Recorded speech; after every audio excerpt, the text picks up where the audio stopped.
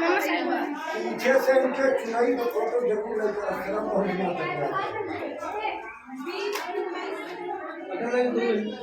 अब आज ही के बाद परम से चाहे कम करा दीजिए पंडित जी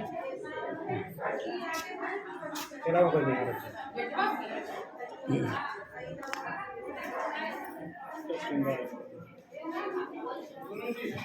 सामने देखो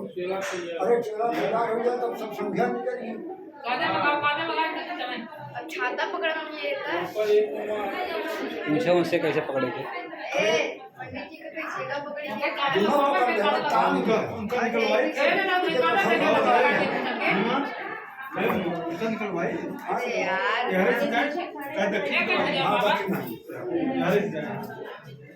छाता होता है वो नहीं तो उनका काम आए अब आना खोला बना खोला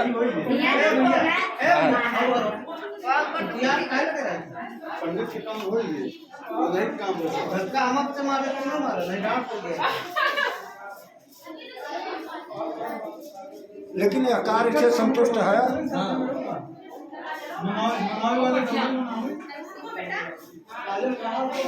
अब अगर 10 बजे शुरू करता तो समझा 6-7 बजे 7 बजे शुरू हो तब 4 बजे इतना बढ़िया काम के कराए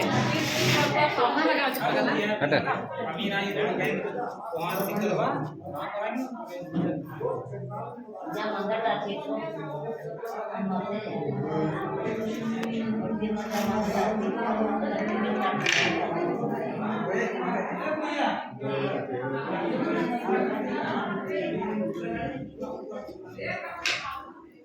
एक काजल लगाओ